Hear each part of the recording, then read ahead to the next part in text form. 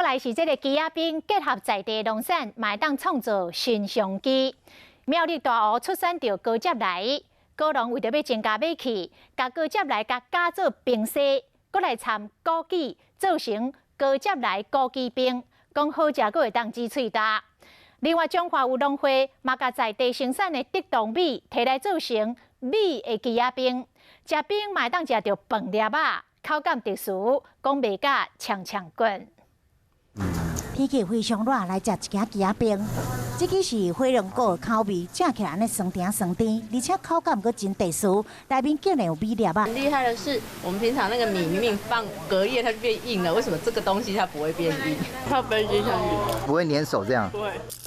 农会利用在地地冻米所做鸡仔冰，先甲伊煮成饭了后，控制米浆，再搁加5种口味，有火龙果、胡桃、蚵仔、土豆甲乌糖。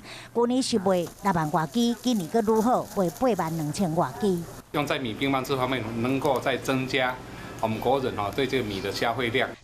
另外，苗栗大湖乡的高接来高农，因将这高接来甲切做安尼细块，然后甲冰甲做落加做冰刷，再搁加一点枸杞落。